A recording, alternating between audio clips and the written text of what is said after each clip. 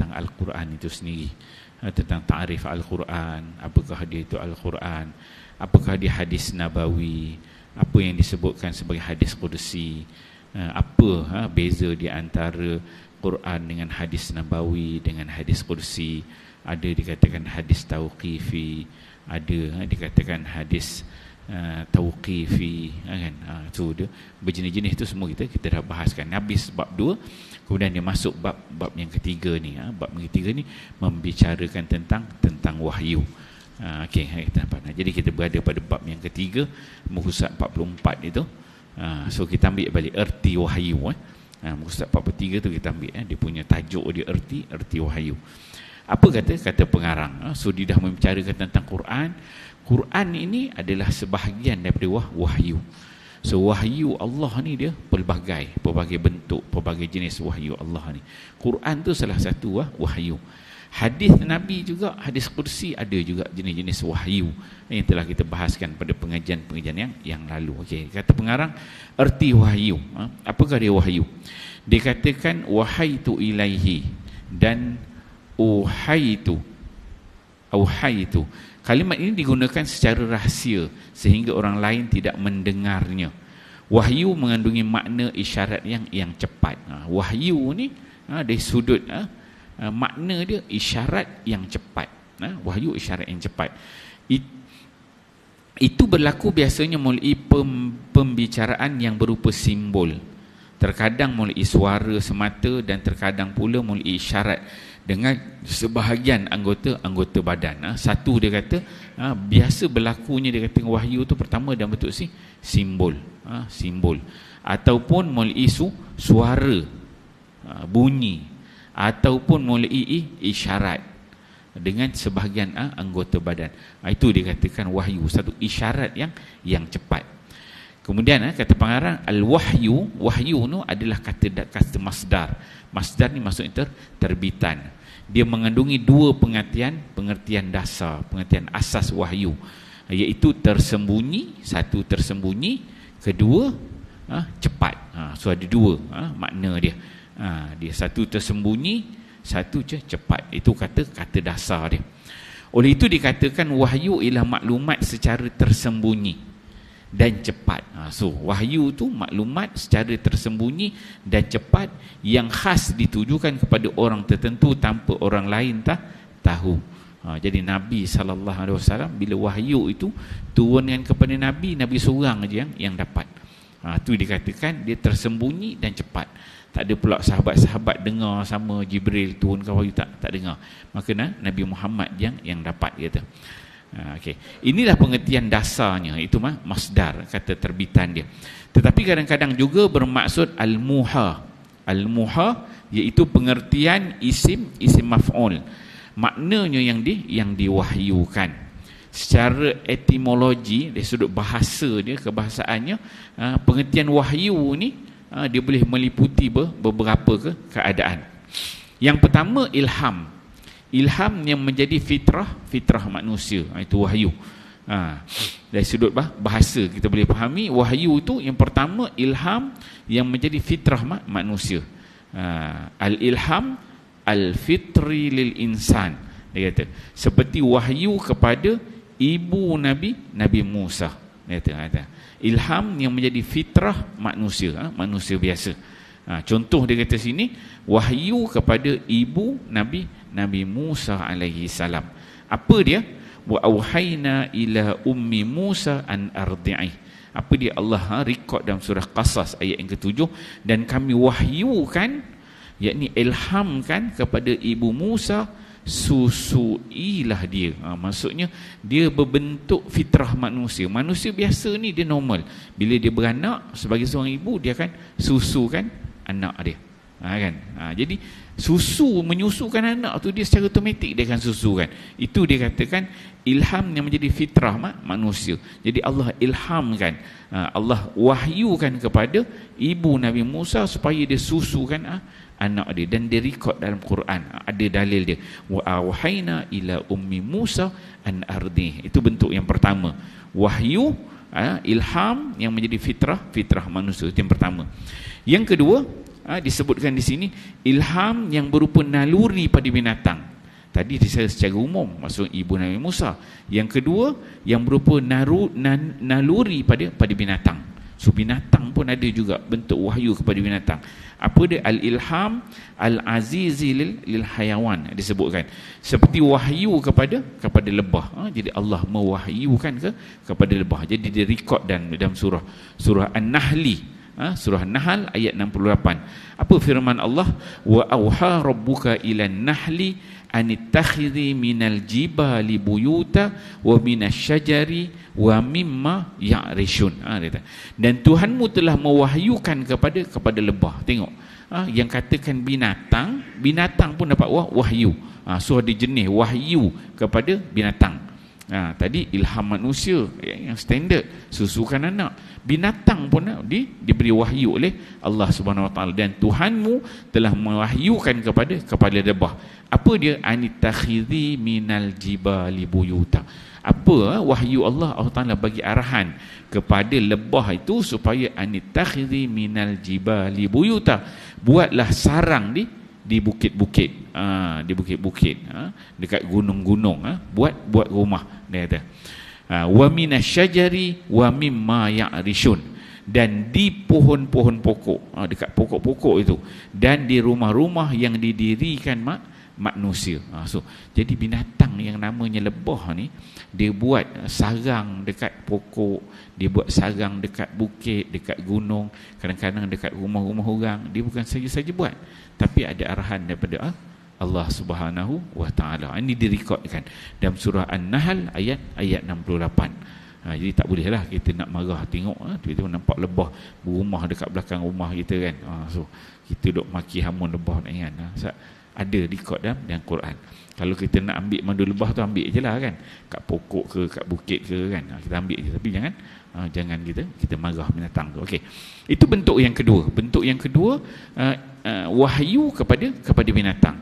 Kemudian yang ketiga, kata pengarang, isyarat yang cepat melalui simbol. Di satu bentuk isyarat yang cepat melalui simbol, seperti isyarat Zakaria yang dia ceritakan dalam Al-Quran. So ini juga bentuk wahyu. Apa dia? Allah rekod dengan dalam surah Maryam ayat yang ke-11. Firman Allah, fakharaja ala qaumihi minal mihrab fa auha ilaihim an sabbihu bukratan wa asyiyah. Maka keluarlah dia daripada mihrab, lalu memberi isyarat kepada mereka, hendaklah kamu bertasbih di waktu pagi dan petang. Maksudnya Nabi Allah Zakaria alaihi salam, Nabi Zakaria ini, apabila satu ketika dia nak dapatkan anak, dia berdoa dengan Allah Subhanahu Wa Taala. Kalau kita buka awal surah Maryam tu, dia pada mula kaf ha ya ain sad zikru rahmati rabbika abdahu Zakaria. Zikru rahmati rabbika abdahu Zakaria. Teringat kisah Nabi Zakaria ni ketika mana dia berdoa kepada Allah Subhanahu Wa Taala. Iznada rabbahu nidaan khafiyah. Ketika mana Nabi Zakaria ni dia berdoa kepada Allah dengan doa yang halus, slow, nidaan khafiyah. So cara doa Nabi Zakaria, dia doa slow je. Iznada rabbahu nidaan khafiyah. Dan dia minta kepada Allah supaya diberikan zuriat. Maka Allah Ta'ala sebutkan dalam tu, Allah Ta'ala kata, ya Zakaria inna nubashiruka bighulamin ismuhu Yahya.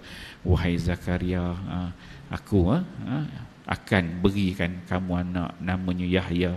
Lam naj'alahu min qablu samia. Tak ada lagi nama serupa itu.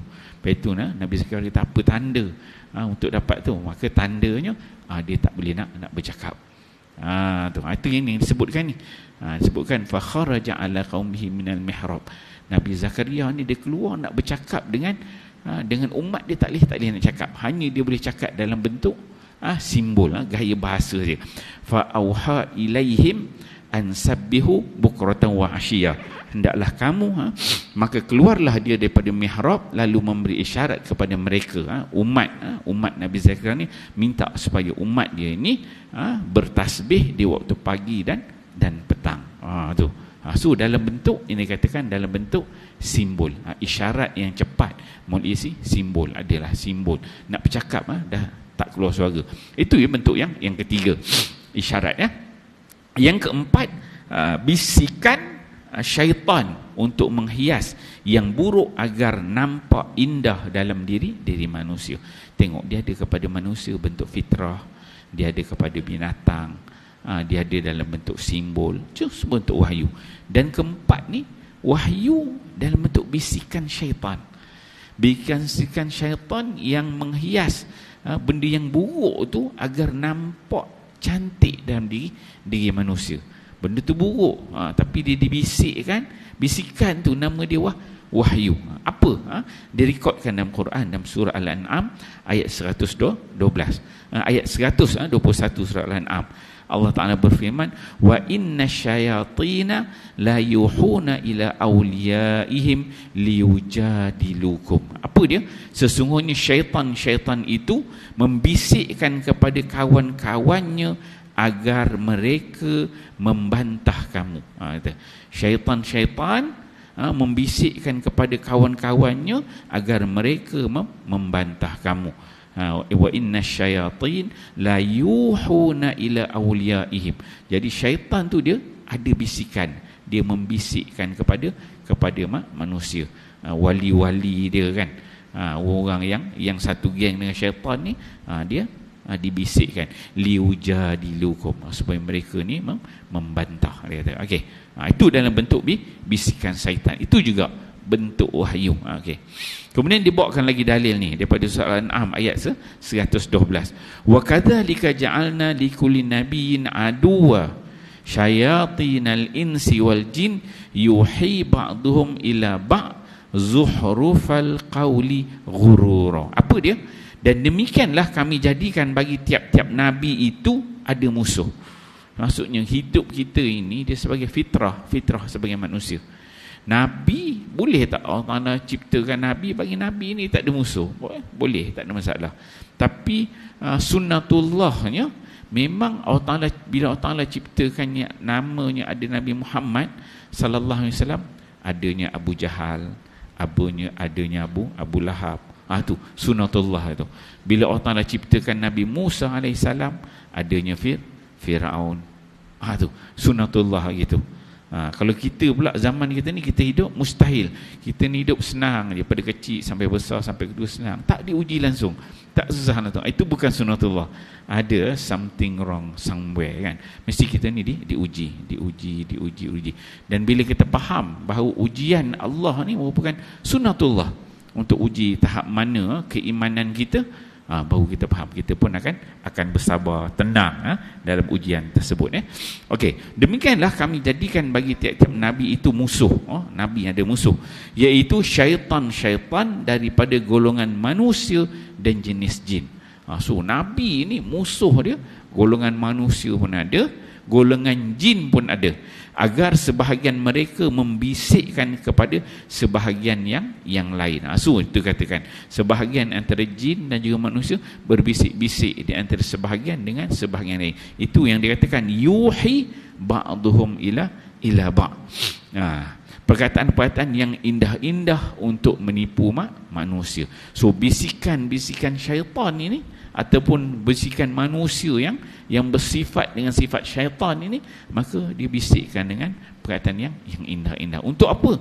Untuk menipu manusia. Itu dikatakan jenis bisikan. Kemudian itu yang keempat. Kemudian yang kelima, kata pengarang, ialah apa yang disampaikan Allah kepada para malaikat. Apa yang disampaikan oleh Allah kepada para malaikatnya berupa suatu perintah untuk dikerjakan. Ini juga bentuk-bentuk wahyu.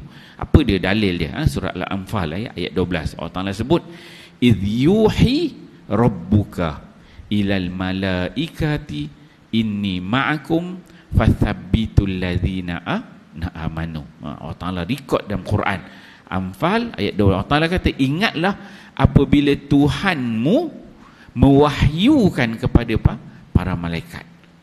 Jadi orang kata wahyu ni, yang kita ingat wahyu pada Nabi je. Wahyu orang biasa pun ada jenis dia. Wahyu pada binatang ada, wahyu dari yang bentuk syaitan punya pun bentuk wahyu juga. Kemudian kepada malaikat pun juga wahyu juga. Dia kata, ingatlah apabila Tuhanmu mewahyukan kepada para malaikat, sesungguhnya aku bersama kamu, maka teguhkanlah pendirian orang-orang yang beriman. Iz yuhi rabbuka ilal malaikah anni ma'akum fathabbitul lazina amanu. Itu Allah Ta'ala tujukan kepada para malaikat. Digunakan perkataan yuhi, wahyu kepada malaikat. Okey, itu untuk yang kelima. Kemudian yang keenam. Yang keenam ni bentuk yang terakhir. Wahyu tu ada 6 bentuk dalam kitab ni disebut. Yang keenam dia kata, sedangkan wahyu Allah kepada para nabinya secara syarak diberikan takrif sebagai kalam Allah yang diturunkan kepada seorang nabi. Dia kata, kalau wahyu Allah yang diturunkan kepada nabinya secara syarak, diberikan takrif kalam Allah. Itu kalam Allah ni kata-kata Allah yang diturunkan kepada seorang nabi.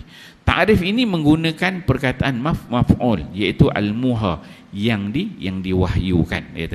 Jadi Muhammad Abduh, Muhammad Abduh ni seorang ulama Mesir juga. Ni Syekh Manak Khalil Khattan, saudara orang Mesir juga. Muhammad Abduh juga. Ni semua geng-geng ikhwan muslimin, jenis pergerakan Islam dekat Mesir ni, orang kuat lah, ulama-ulama, merupakan mubalik, pendakwah-pendakwah yang hebat. Dia kata Muhammad Abduh mentakrifkan wahyu dia risalah at-tauhid. Ini kata Muhammad Abduh pula, dia quote kata Muhammad Abduh, dia kata sebagai pengetahuan yang didapati seseorang daripada dalam dirinya dengan suatu keyakinan bahawa pengetahuan itu datang daripada Allah Subhanahu wa Ta'ala, sama ada melalui perantaraan ataupun tidak. Muhammad Abduh dia kata dalam risalah tauhid, apa dia dikatakan wahyu? Wahyu ialah pengetahuan yang didapati seseorang daripada dalam dirinya. Dalam diri itu dia terfikir sesuatu, ada ilmu yang dia dapat, ada kefahaman yang dia dapat, kan? Ada keyakinan yang ada dalam diri dia. Itu bentuk wahyu, kata Muhammad Abduh.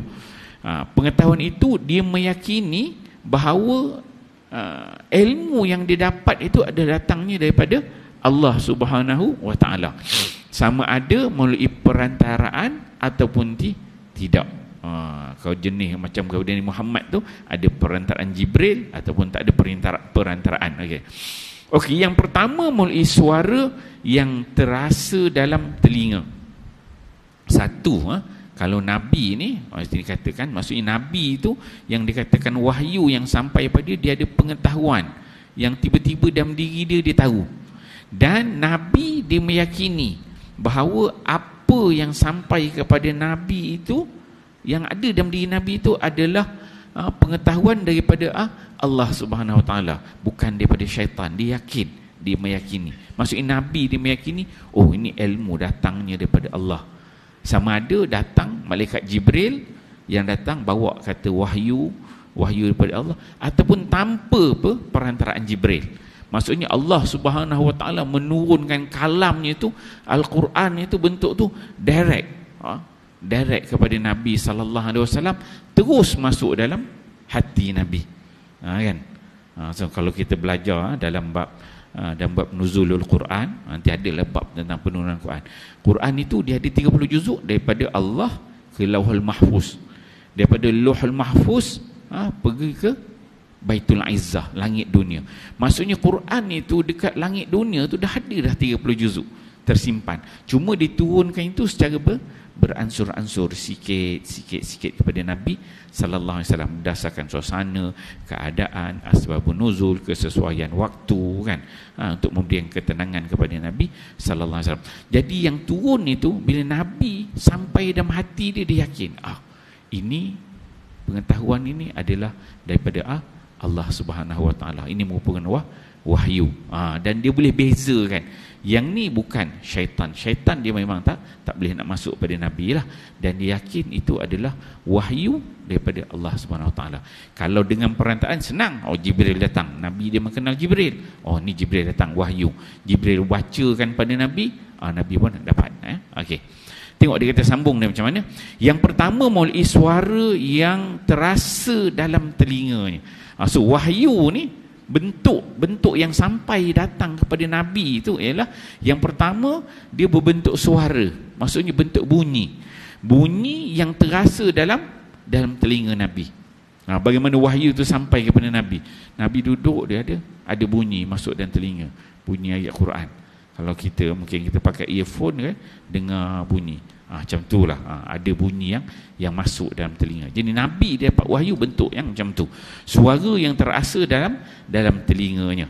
Okey, satu, sama ada bentuk itu adalah ada suara, atau dia kata yang kedua, malah tanpa suara, tak ada suara, maksudnya tak ada bunyi langsung, tapi dia masuk terus ke dalam diri Nabi sallallahu alaihi wasallam. Dia kata okey, beza antara wahyu dengan ilham. Beza antara wahyu dengan ilham adalah bahawa ilham itu sesuatu yang diyakini oleh jiwa yang mendorong untuk mengikuti apa yang diminta, tanpa sedar daripada mana datangnya. Apa beza di antara wahyu dan juga ilham? Ni pengarang ni dia sentuh sikit beza antara wahyu dan juga ilham. Macam kita ni orang biasa, kita tak adalah, kita tak dapat wahyu, tapi mungkin kita dapat ilham. So apa beza antara wahyu dan ilham kan? Dia kata sini, beza antara wahyu dengan ilham adalah bahawa ilham, kalau kita lah orang awam ni, biasa kita dapat ilham. Ilham sesuatu yang diyakini oleh jiwa yang mendorong untuk mengikuti apa yang diminta.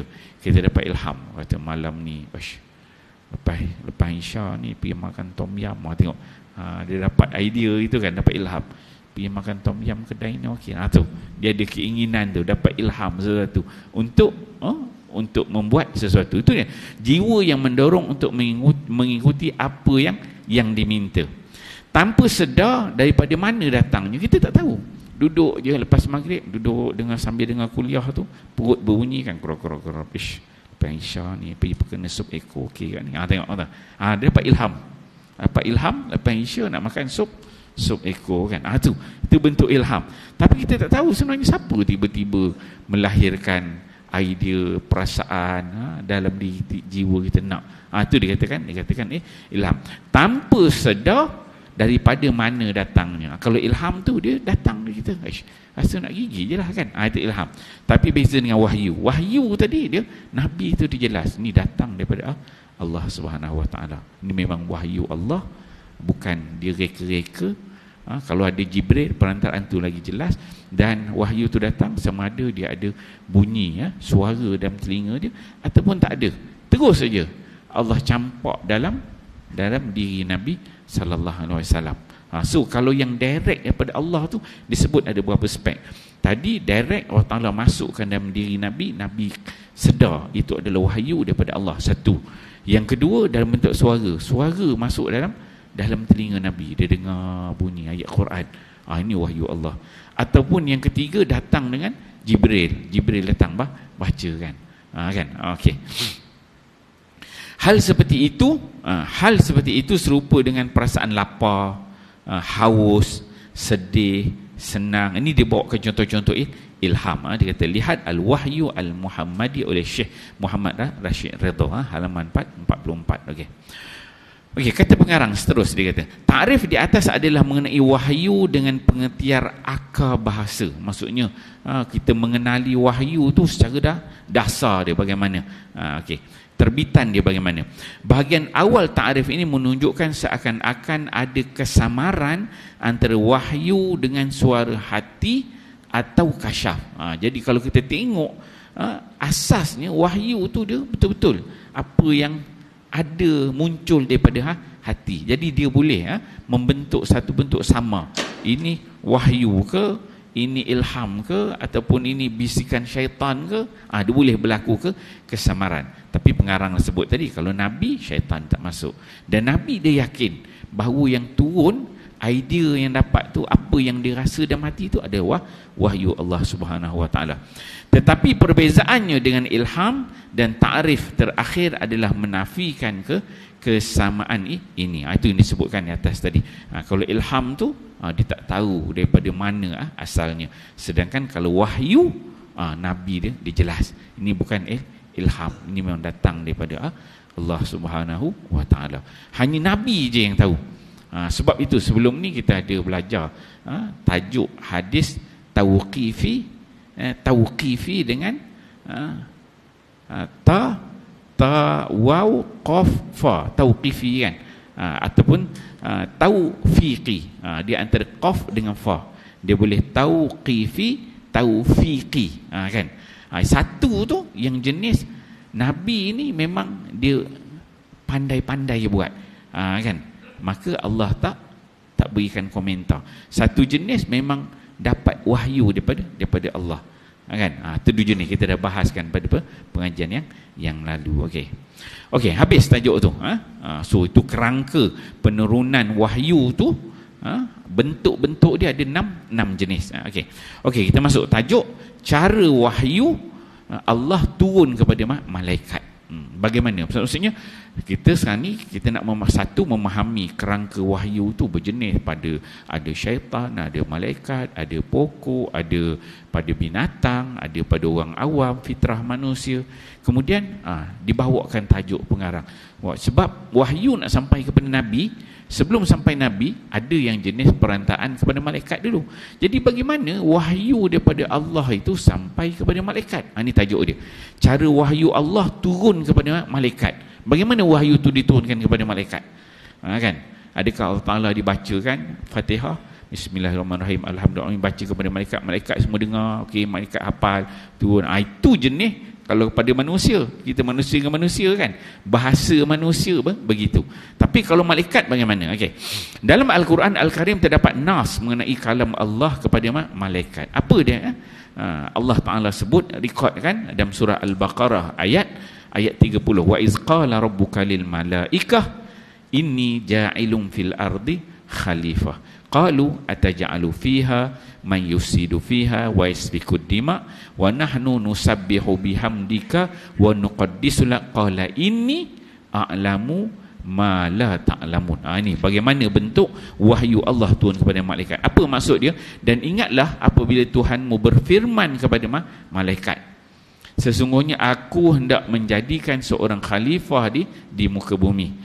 Mereka bertanya tentang hikmat ketetapan Tuhan itu dengan berkata, adakah engkau ya Tuhan kami hendak menjadikan di bumi ini orang yang akan membuat bencana dan menumpahkan darah, yakni berbunuh-bunuhan, padahal kami sentiasa bertasbih dengan memujimu dan mensucikanmu. Tuhan berfirman, sesungguhnya aku mengetahui akan apa yang kamu tidak ketahui. Ni ayat ni biasalah kita dengar tok imam kita awal surah Baqarah, wa iz qala rabbuka lil malaikah. So itu bentuk, maksudnya ada berlaku wahyu komunikasi Allah dan juga para malaikat. Allah bercakap dengan malaikat, kemudian malaikat bertanya, Allah Taala jawab balik. Kemudian itu yang pertama. Yang kedua, dengan malaikat, wahyu kepada malaikat. Juga tentang wahyu Allah kepada mereka. Apa dalil dia? Surah Al-Anfal ayat 12, Allah Ta'ala sebut, iz yuha rabbuka ilal malaika anni ma'akum fathabbitul lazina amanu sa'ulqi fi qulubil lazina kafaru ru'ba fadribu faqal a'naq wadribu minhum kulla banan. Ingatlah apabila Tuhanmu wahyukan kepada malaikat. Tuhanmu wahyukan kepada malaikat, sesungguhnya aku menyertai kamu memberi pertolongan. Ini ketika mana berlakunya peperangan Badar. dengan Badar Al-Kubra. Jadi Allah Subhanahu Wa Taala dia bagi wahyu kepada malaikat, kata pada malaikat, maksudnya Allah bersama dengan malaikat. Malaikat tu turun bersama dengan Nabi sallallahu alaihi wasallam. Dia kata, sesungguhnya aku menyertai kamu. Ini memberi pertolongan. Memberi pertolongan, maka tetapkanlah hati orang-orang yang beriman. Dia kata, aku akan mengisi hati orang-orang yang kafir dengan perasaan gerun. Allah Ta'ala akan campakkan pada hati orang kafir itu rasa gerun, rasa takut. Oleh itu pancunglah leher mereka, yakni musuh, dan potonglah tiap-tiap anggota mereka. So Allah punya wahyu kepada malaikat tu bagi arahan. Satu, Allah Ta'ala kata, aku sama dengan kamu. Kata, jangan risau, berikan ketenangan kepada kamu, kepada orang yang beriman, berikan kekuatan, keyakinan, dan pada orang kafir aku akan bagikan mereka ni rasa gerun, rasa takut pada orang Islam. Walaupun orang Islam 313 orang aja, kafir 1000 lebih kan, ada 1000, tapi Allah Ta'ala buat bagi gerun pada orang kafir.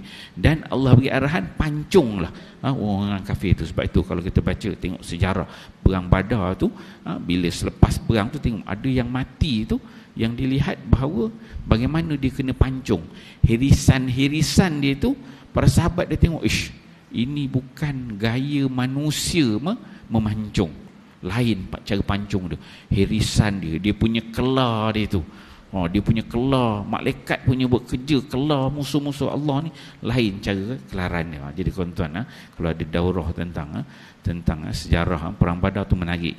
Dia ada satu tajuk tu, bagaimana rupa bentuk, bagaimana malaikat punya pancungan beza dengan pancungan manusia. Dia bahaskan ada berapa cara pancung, cara potong, cara kelar dia. Jadi sahabat dia tengok, bukan kita.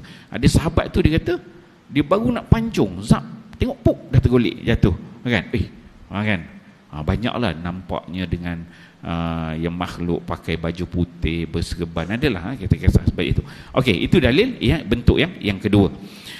Ada juga ayat yang berbicara mengenai para malaikat yang mentadbir urusan dunia, menerusi perintahnya. Ada juga ayat yang berbicara mengenai para malaikat yang mentadbir urusan dunia, menerusi perintahnya. Itu yang disebutkan fal muqassimati amra. Ini bentuk yang ketiga. Dan demi malaikat-malaikat yang membahagi-bahagikan urusan. Ini urusan dunia. Allah Ta'ala berikan arahan kepada malaikat, sebab malaikat ni merupakan tentera Allah yang mengurus tadbir dunia ni. Dia malaikat Mikail, Israfil, malaikat Jibril, malaikat Munkar, Nankir. Semua ni, mereka ni termasuk dalam tentera Allah yang menguruskan dunia ni, dan mereka ni menerima wahyu arahan daripada Allah Subhanahu wa Ta'ala. Dia kata. Okey, kemudian dibuat lagi dalil yang lain, fal mudabbirati amrah, dan demi malaikat-malaikat yang mengatur urusan dunia. So malaikat-malaikat ni semua, mereka ni dapat wahyu daripada Allah Subhanahu wa Ta'ala. Okey. Kemudian kata pengarang, ayat-ayat di atas dengan tegas menunjukkan bahawa Allah Subhanahu wa Ta'ala berbicara kepada para malaikat tanpa perantaraan, dengan bahasa yang difahami oleh para malaikat itu. Maksudnya ada bahasa yang Allah gunakan untuk berbicara dengan malaikat, yang mana malaikat memahami apa yang dikehendaki oleh Allah Subhanahu Wa Taala, dan malaikat pula boleh tanya Allah dengan bahasa yang Allah Subhanahu Wa Taala boleh, Allah Taala yang fahamlah. Maksudnya ada bahasa yang Allah Taala izinkan malaikat untuk berbicara dengan Allah Subhanahu Wa Taala. Hal itu diperkuat oleh hadis daripada Nawas bin Sam'an radhiyallahu anhu yang mengatakan. So dibawakan satu dalil dekat sini. Dia kata Nawas bin Sam'an, dia kata, idza aradallahu ta'ala ayyuhiya bil amri takallama bil wahyi. Dia kata, akhazatis samawati minhu rajfah. Dia kata, aw qala ra'datun syadidatun khawfan minallahi azza wa jal. Fa idza sami'a dhalika ahlus samawati sa'iqu wa kharru lillahi sujada. Fayakunu awwala man yarfa'u ra'sahu Jibril fayukallimahu Allahu min wahyihi bima arada summa yamurru jibrilu 'alal malaika kullama marra bisamai sa'alahu malaikatuha kata madza qala rabbuna ya jibril qala al-haqqu wa huwal aliyyul kabir fayaqulun kulluhum mithla ma qala jibril kata fayantahi jibrilu bil wahyi ila haitsu amarahu Allahu azza wa jalla. Akhrajahu Tabrani. Apa dia? Rasulullah sallallahu alaihi wasallam menceritakan, Rasulullah bersabda, Allah Taala kata, apabila Allah nak memberikan wahyu mengenai sesuatu urusan, bila maksudnya bila Allah Taala nak turunkan wahyu tentang suatu perkara, apa yang berlaku, sebab nak melalui malaikat ni, maka dia berbicara melalui wahyu. Allah berbicara melalui wahyunya. Maka langit pun bergetar. Pertama bila Allah Ta'ala nak turunkan wahyu, langit tu dia akan jadi bergetar. Langit bergetar dengan getaran. Atau dia mengatakan dengan goncangan. Mungkin bentuk getaran, ataupun langit tu akan berlaku goncangan yang dahsyat. Langit tu bila wahyu nak turun pada langit, langit tu bergetar, bergoncang. Itu yang ada ayat Quran. Allah Ta'ala sebut, inna aradnal amanata ala samawati wal ardi wal jibal fa abayna ayyahmilnaha wa ashfaqna minha wa hamalahal insan innahu kana zaluman jahula. Ada ayat Quran tempat ni Allah Ta'ala kata Allah Ta'ala nak turunkan wahyu Quran ini kepada bukit, kepada bumi yang kokoh-kokoh semua, tak nak ambil amanah itu, tapi yang ambil manusia zaluman jahula. Ini diceritakan apabila nak turunkan wahyu tu, pertama langit dia akan bergetar, dia akan bergoncang yang sangat dahsyat.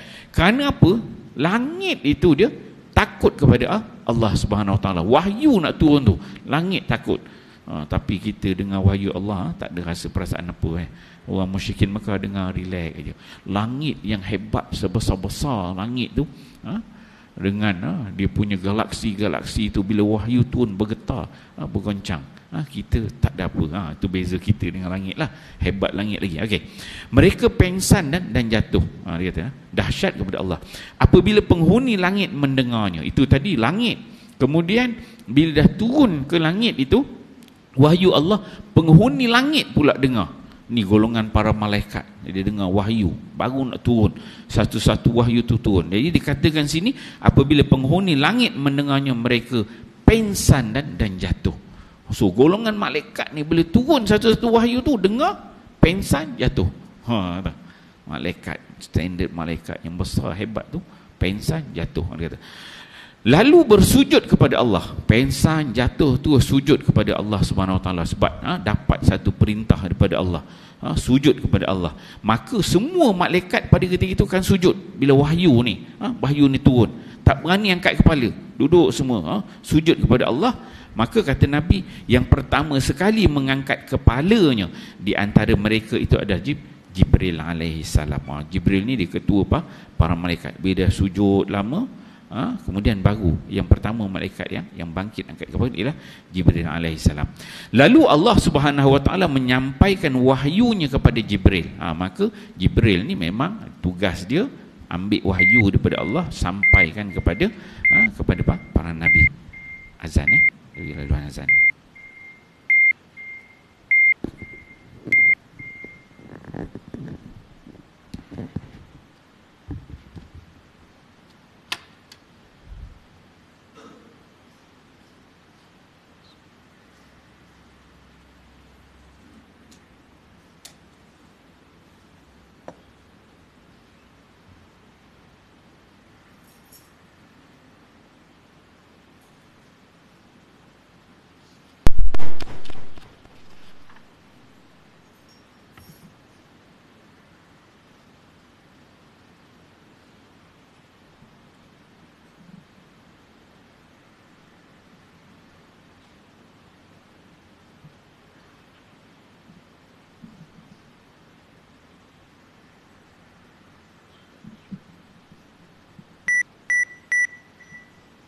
Allahu Akbar, Allahu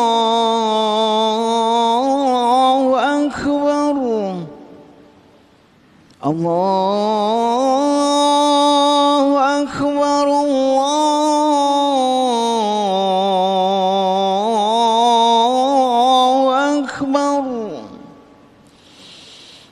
أشهد أن لا إله إلا الله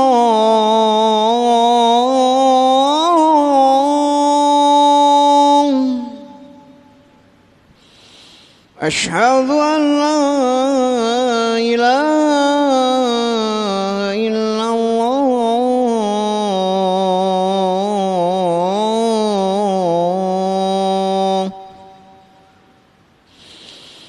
أشهد أن محمدا رسول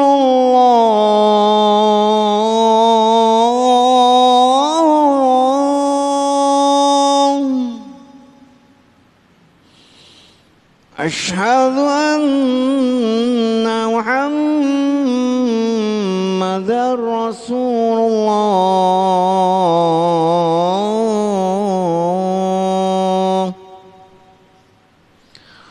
حي على الصلاة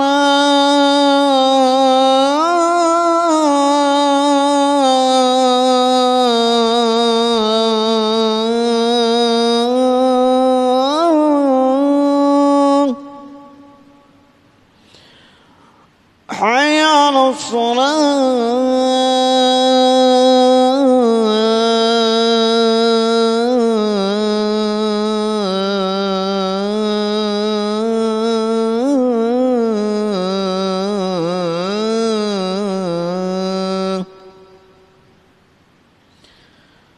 حي على الفلاح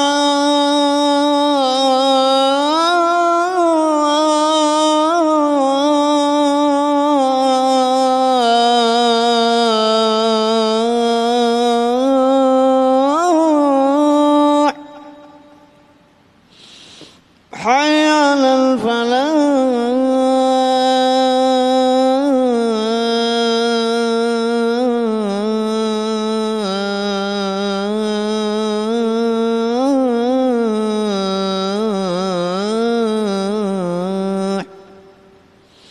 الله أكبر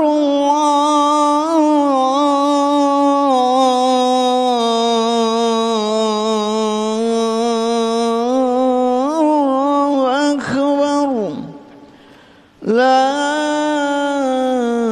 إله إلا الله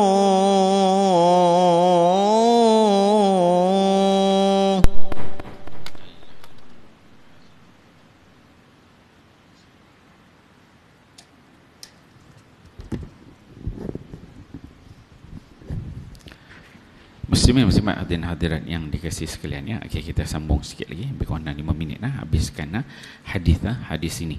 Jadi kita berbicara pada malam ini berkaitan tentang al-wahyu. Malam ni kita bincang tentang tajuk dia nama wahyu. Ada beberapa jenis bentuk wahyu tadi, ada 6 bentuk wahyu itu diturunkan pada manusia, pada binatang, pada pokok-pokok pun ada. Kemudian kepada syaitan mana ada bentuk wahyu, kepada malaikat dan pastinya kepada Nabi sallallahu alaihi wasallam. Kemudian kita membicarakan bagaimana proses penurunan wahyu daripada Allah tu nak sampai kepada Nabi tu bagaimana. Jadi proses nak turun wahyu tu yang bentuk yang ada perantaraan malaikat. Itu kita tengah bahaskan. Bagaimana wahyu tu Allah Taala turunkan, nak turunkan kepada malaikat, bermula dengan langit itu bergetar, bergoncang. Kemudian malaikat bila dapat tahu, dengar ada wahyu nak turun aja jatuh pengsan, semua sujud, sujud pada Allah Subhanahu Wa Taala. Dan makhluk yang pertama yang mengangkat kepada ialah Jibril alaihi salam. Itu dia kata. Maka mereka pengsan itu lalu bersujudlah kepada Allah. Yang pertama sekali mengangkat kepalanya di antara mereka itu adalah Jibril. So Jibril yang pertama yang angkat kepala, lalu Allah menyampaikan wahyunya kepada Jibril. Bila dalam konteks dalam hadis riwayat Nawas bin Sam'an ni, maksudnya ketika itu hanya Jibril lagi yang tahu wahyu tu. Kan? Jibril je yang dengar. Allah Ta'ala campakkan kepada Jibril. Jibril dapat tahu wahyunya begini, begini. Surah apa, ayat mana kan. Jibril je yang dapat wahyu tersebut. Menurut apa yang dikehendaki oleh Allah Subhanahu Wa Taala diberikan pada Jibril. Kemudian Jibril alaihissalam berjalan melewati para malaikat. Jibril ni bila dapat wahyu daripada Allah, Jibril ni akan turun ke bawah nak pergi jumpa Nabi Muhammad lah, nak sampaikan wahyu yang diperintahkan. Maka Jibril ni dia akan turun ke bawah, nak turun tu daripada langit, daripada Allah Subhanahu Wa Taala nak ke bumi ni jauh perjalanan tu. Jadi dia jumpa melewati para malaikat, banyak malaikat yang dilalui oleh Jibril alaihissalam. Maka dia kata setiap kali dia melalui satu langit, kita ada langit pertama, langit kedua, langit ketiga, dan kita tahu Quran itu dia ada dekat mana? Dekat langit yang ketujuh, dekat Baitul Izzah, kan, daripada Allah ke Lauhul Mahfuz, Lauhul Mahfuz ke Baitul Izzah. Jadi daripada Baitul Izzah tu nak bagi kepada Jibril supaya bawa kepada Nabi Muhammad, proses itu Allah yang bagi arahan. So bukan Jibril pandai-pandai ambil kat Baitul Izzah, okey ambil surah ni hantar, ambil surah ni bagi, tak. Maksudnya Jibril dia tunggu Allah punya arahan. Okey, Allah Taala bagi wahyu yang ini, bawa jadi turun daripada Baitul Izzah, langit ketujuh tu satu langit, langit ke-6, ke-5, ke-4, ke-3, ke-2. Jadi apa ni sebutkan ni? Setiap kali dia melalui satu langit, dia kata, para malaikatnya bertanya kepada Jibril, apakah yang telah difirmankan oleh Tuhan kita, wahai Jibril? Dia kata, Jibril menjawab, dia mengatakan yang hak dan dialah yang maha tinggi lagi maha besar. Maka ketika mana Jibril sampai setiap langit, pintu langit tu, bila ada malaikat tanya, Jibril dia akan beritahu, ni wahyu Allahnya begini, ni wahyu Allah begini. Tengoklah wahyu apa yang diturun. Maka para malaikat dia tahulah wahyu apa yang turun, kan, surah apa, juzuk mana, ayat mana, cerita tentang apa. Maka para malaikat dia tahu. Dia kata para malaikat itu semuanya pun mengatakan seperti apa yang dikatakan oleh Jibril. Jadi malaikat ni dia banyak dekat langit, dekat pintu langit. Jadi bila satu malaikat dapat, bukan orang, kata seorang, jadi orang pula, ni malaikat. Satu malaikat tu dapat daripada Jibril, dia akan beritahu kawan dia. Dia akan cakap benda yang sama. Contohnya wadduha, satulah contoh kata-kata. Wadduha, dia pun cakap wadduha. Jadi semua malaikat tu dapat surah, kan. Kata surah Yasin, kan, Yasin sampai habis, kan. Tu sampaikan, yang ni sampai. Jadi semua malaikat dia akan dengar, dapat tahu wahyu yang diturunkan oleh Allah itu. Okey. Para malaikat itu semuanya pun mengatakan seperti apa yang dikatakan oleh Jibril. Lalu Jibril menyampaikan wahyu itu seperti yang diperintahkan oleh Allah Azza wa Jalla. Ini hadis riwayat Tabrani. Maka Jibril pun turun sampai ke betul-betul dunia dan terus jumpa dengan Nabi SAW, sampaikan perintah yang Allah Subhanahu Wa Taala taklifkan. Itu bentuk pertama. Maksudnya wahyu daripada Baitul Izzah itu, daripada Allah itu nak sampai kepada Nabi yang ada melalui perantaraan Jibril. Ini SOP yang pertama. Bentuk yang pertama, kerangka bagaimana wahyu itu turun. Dengan langit bergetarnya, dengan bergoncangnya, malaikat sujudnya, pengsan, bangun, Jibril yang bangun pergi ambil wahyu itu. Itu bentuk yang pertama. Okey. Hadis ini menjelaskan bagaimana wahyu turun. Pertama, Allah berbicara dan didengar oleh para malaikat. Pada zahirnya kesan wahyu itu sangat dahsyat semasa Jibril dalam perjalanan untuk menyampaikannya. Hadis ini di atas ini menunjukkan peristiwa turunnya wahyu.